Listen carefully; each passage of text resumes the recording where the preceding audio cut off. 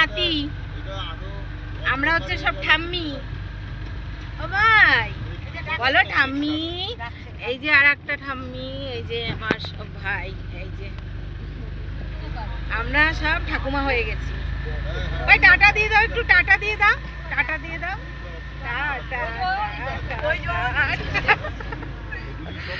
ওই টাটা, নাচে নাচে ভাই, আনন্দ পেয়েছে, আনন্দ পেয়েছো, একটু টাটা করো, টাটা করো, টাটা করো। সব চাপাটি হচ্ছে, সব চায় চুমুক দেওয়া হচ্ছে। আপনাদের দাদা ভাই যেমন ননদ। কেমন চাটা? দারুণ চা বলছে, দারুণ। বন্ধুরা আমি কিন্তু কলা বাগানে চলে এসেছি। এই দেখুন কলা পাতা, ছাতার কাজও হবে, কলা পাতা দিয়ে অনেক রকম রেসিপিও করা যায়। আমি কলা পাতাটা কেটে নেব। আমার আজকে কলা পাতা দিয়ে একটা রেসিপি করব, আপনারা দেখতে থাকুন।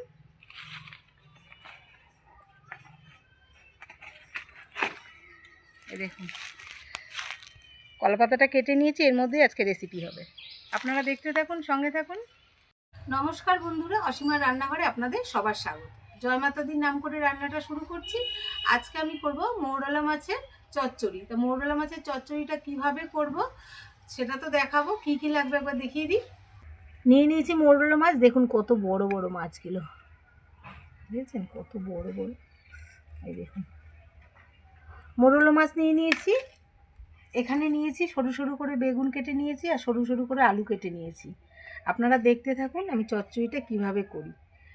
এখানে আছে তেল, লবণ, হলুদ গুঁড়ো, গোটা জিরে, শুকনো লঙ্কা বেটে দেবো মাছে, রসুন নিয়ে নিয়েছি, আর এখানে একটা পেঁয়াজ কুচিয়ে নিয়েছি।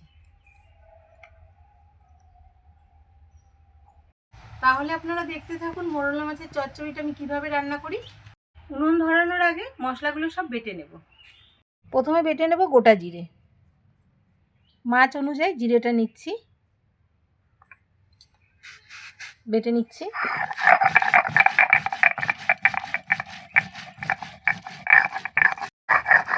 জিরে আমার বাটা হয়ে গেছে, শুকনো লঙ্কাগুলো বেটে নেব।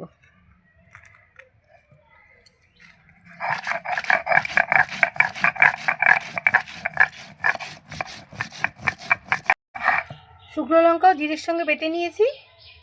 এখানে রসুন নিয়েছি, সব কটা রসুন বাটবো না, এই যে 4 কোয়া রসুন আমি বেটে দেবো, আর এইগুলো আমি গোটা গোটা দেবো মাছে।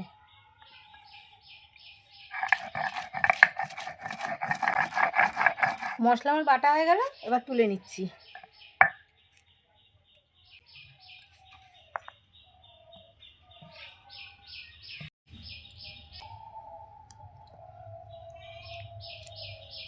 মশলা আমার সব বাটা হয়ে গেছে। প্রথমে আমি মাছগুলো মেখে নেব মশলা দিয়ে। এই যে আলু আর বেগুন আমি কুচিয়ে নিয়েছিলাম, এরকম সরু সরু করে আলু কেটেছি, আর বেগুনও সরু সরু করে কাটা, এর মধ্যে আমি মাছটা মাখবো। এই যে মাছ, মোরলা মাছটা এর মধ্যে নিয়ে নেব।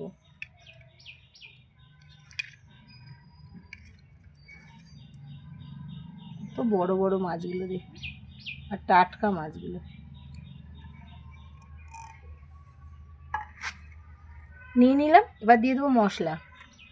বাটা মশলাটা এখানে আছে জিরে, রসুন 4 কোয়া, আর লঙ্কা বাটা দিয়ে দিচ্ছি।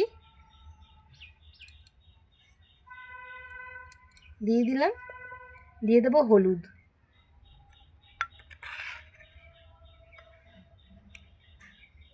যতটা লাগবে আমার দিয়ে দিলাম হলুদ, দেবো লবণ, আর একটু দেবো, দিয়ে দেবো পেঁয়াজ কুচিয়ে রেখেছিলাম, দিয়ে দিচ্ছি। বন্ধুরা আমার এর মধ্যে হবে না মাখাটা মাছটা, আমি একটা গামলায় ঢেলে নিচ্ছি, তাহলে ভালো মাখানো হবে।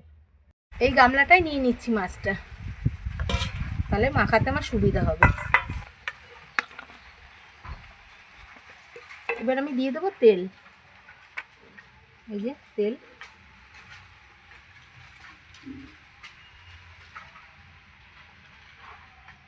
দিয়ে দিলাম। দিয়ে দেবো এই যে গোটা রসুনগুলো রেখেছিলাম, রসুনগুলোও দিয়ে দেবো, দিয়ে আমি সুন্দর করে মেখে নেব।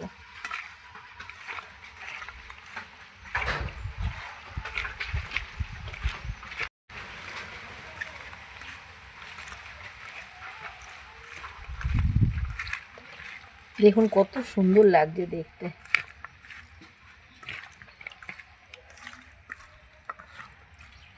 এবার আমি কিছুক্ষণের জন্য ঢেকে রেখে দেবো।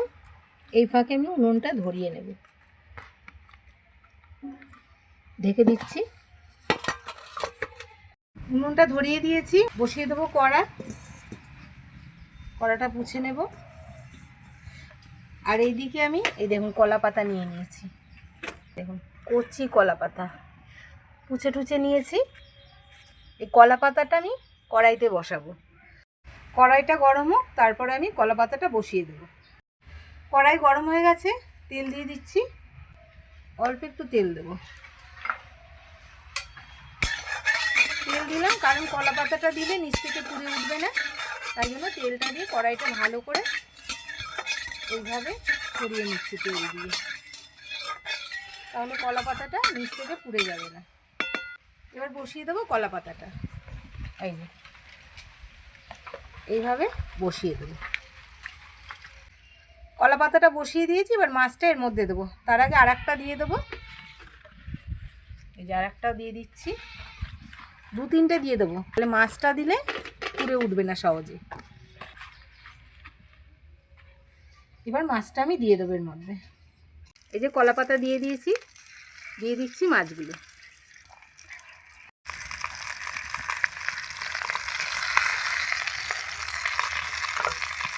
দিয়ে দিলে মাছগুলো সুন্দর করে সাজিয়ে হাত দিয়ে দেবো। এবার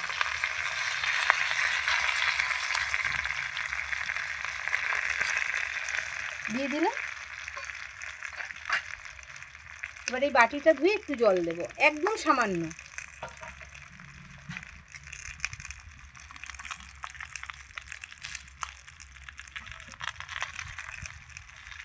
এই দেখুন একদম সামান্য জল, এইভাবে ঘুরিয়ে দিয়ে দেবো।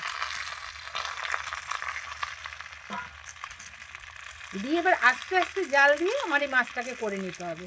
ঢেকে দেবো, ঢাকা দিয়ে দিচ্ছি। একবার ঢাকাটা খুলে দেখে নেব। দেখুন কি সুন্দর ফুটছে কলা পাতার ভেতরে। এই দেখুন দারুণ দারুণ হয়েছে, দারুণ। দেখুন কি সুন্দর ফুটছে। দেখি একটা আলু সিদ্ধ হয়েছে কি নাকি দেখে নিই। এই দেখুন আলুও সিদ্ধ হয়ে গেছে কি সুন্দর। জলটা আরেকটু শুকাক, তারপরে নামিয়ে নেব। জল শুকিয়ে গেলে ওপরে তেলটা ভেসে উঠবে, তাহলেই বোঝা যাবে মাছটা হয়ে গেছে। আর এত সুন্দর গন্ধ বেরিয়েছে। আর দেখুন কলা পাতাটা আমার কি সুন্দর উঠে গেছে। দেখুন এইভাবে ঘুরিয়ে দিলেও কত সুন্দর হচ্ছে। আর একটু হোক, তারপরে নামিয়ে নেব। আর একটু ঢেকে দিচ্ছি।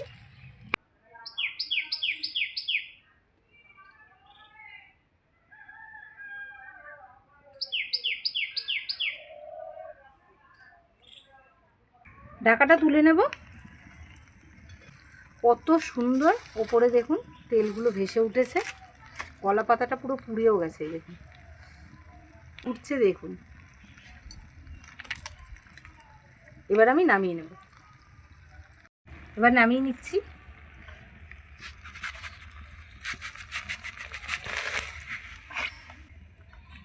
তো সুন্দর। আর দেখুন নিচের কলা পাতাটা পুড়ে গেছে, ওটা দেখুন কি সুন্দর হয়েছে।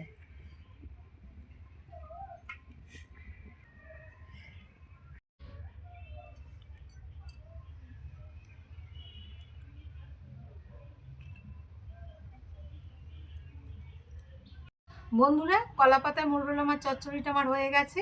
এবার আমি করে নেবো পাট শাক। তার জন্য আমি কড়াইটা বসিয়েও দিয়েছি। কড়াই গরম হয়ে গেছে, দিয়ে দেবো তেল। পাট শাকটা করে নিচ্ছি। তেল দিয়ে দিলাম, দিয়ে দেবো 2টো শুকনো লঙ্কা ফোড়নে।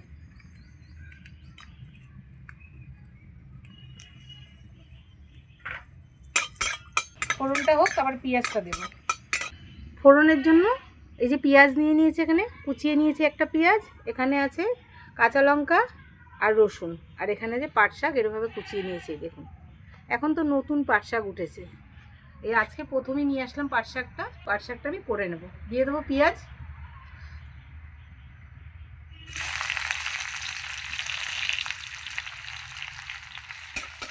এই বছর প্রথম পাট শাক রান্না হচ্ছে।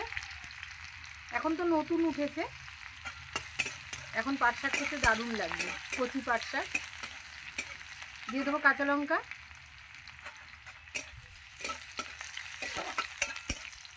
এবার দিয়ে দেবো শাক।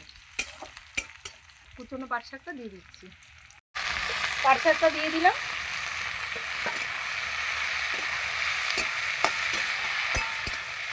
দিয়ে দেবো লবণ,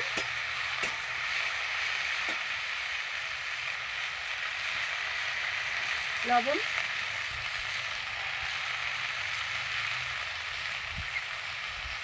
অল্প একটু হলুদ।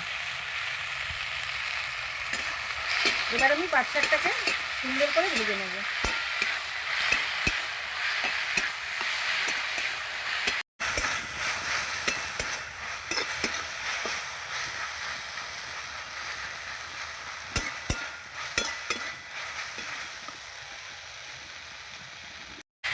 পাট শাকটা আমার ভাজা হয়ে গেছে, একদম একটুখানি হয়ে গেছে, একাঠি তো।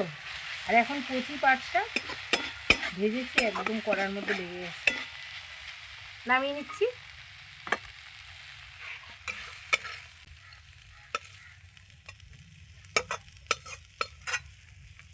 বন্ধুরা, এইদিকে আমার পাট শাক ভাজাও হয়ে গেছে, আর এইদিকে আমার মোরলা মাছ আলু বেগুন দিয়ে চচ্চড়ি কলা পাতায় হয়ে গেছে। এই দেখুন কত সুন্দর হয়েছে, দেখতে দারুণ লাগছে, গন্ধ একটা সুন্দর বেরিয়েছে। বন্ধুরা, কলা পাতায় মোরলা মাছ চচ্চড়ি কেমন লাগলো অবশ্যই কমেন্ট করে জানাবেন। আর পাট শাক তো এখন নতুন, তাই আজকে পাট শাক এনে রান্না করলাম। পাট শাক কে কে খেতে ভালোবাসেন সেটাও কমেন্ট করে জানাবেন। আমার চ্যানেলটাকে ভালো লাগলে লাইক করবেন, সাবস্ক্রাইব করে দেবেন, শেয়ার করে দেবেন। এইরকম নিত্য নতুন রান্না পেতে গেলে আমার সঙ্গে থাকতে হবে, চ্যানেলটাকে সাবস্ক্রাইব করে আমার পাশে থাকতে হবে। আর আমার সঙ্গে এতক্ষণ থাকার জন্য অনেক অনেক ধন্যবাদ। নমস্কার, জয় মাতা দি।